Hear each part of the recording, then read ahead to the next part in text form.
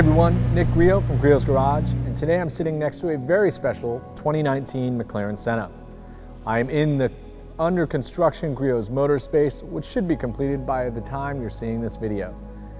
This Senna is very special to me and my family for many reasons, but it's even more important because of the name that it bears in Ayrton Senna, the late great Brazilian champion that drove to success for many years in Formula One, but most importantly for McLaren in 1988, in 1990, and 1991, when he won world championships while driving their Formula One cars.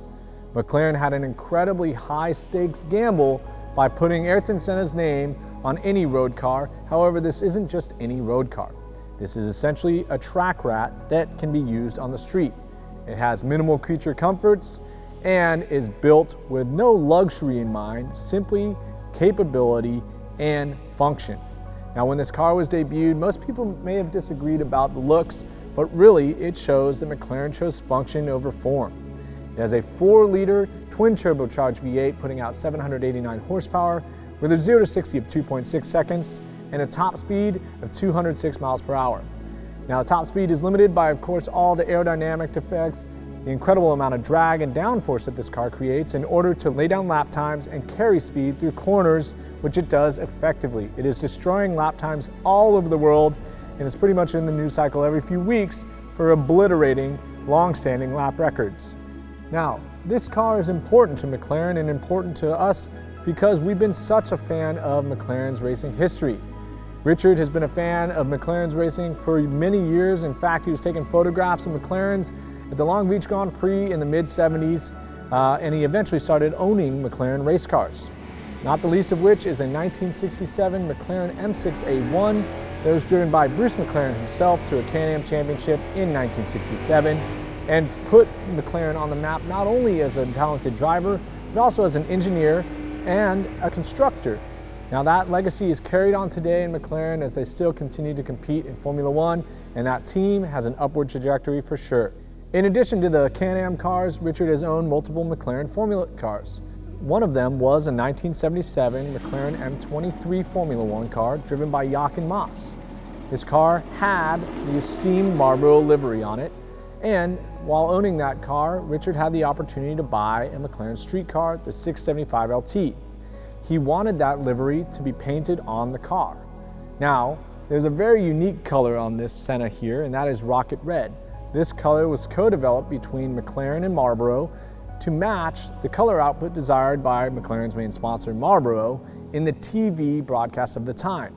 Now, if they used Marlboro's true red, it would have come out too dark on the TV broadcast. So McLaren actually brightened the red so that when it was output through the TV, it reflected the true red of the Marlboro logo.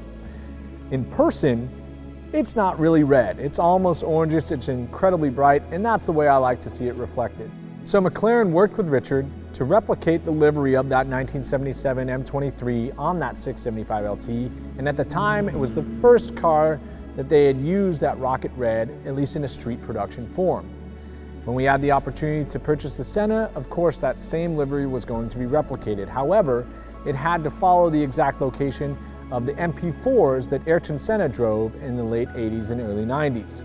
We took meticulous care to replicate the exact location of rocket red and anniversary white all over the car while keeping exposed some of the brilliant carbon fiber work. And I think we did a pretty good job if you laid the cars side by side to replicate that. They only made 500 McLaren Sennas, and this particular one is chassis number 477. We waited for that chassis number in order to strengthen the bond between this car and a very important Ayrton Senna car, MP4-7, chassis number 7, which was driven by none other than Ayrton Senna himself to victory in Monaco in 1992. That car is currently undergoing restoration under the watchful eye of McLaren's very own racing division in Woking, United Kingdom. I cannot wait to see both of those cars reunited, and hopefully the time and energy we spent dictating the livery of this car will closely reflect that of the MP47, and it'll be great to see them side by side. I can't wait to drive this Senna in anger on a track and replicate the world's most brilliant Brazilian, at least in my mind. Eu realmente sou privilegiado, sempre tive uma vida muito boa. Mas tudo isso que eu consegui foi através palavras de dedicação, perseverança e muito desejo de atingir os meus objetivos, muito desejo de vitória na vida, não vitória como piloto. E a vocês todos que assistiram e estão assistindo agora, eu digo que seja quem você for, seja qualquer posição que você tenha na vida, no nível altíssimo ou mais baixo social, tenha sempre como meta muita força, muita determinação e sempre faça tudo com muito amor e com muita fé em Deus, que um dia você chega lá, de alguma maneira você chega lá.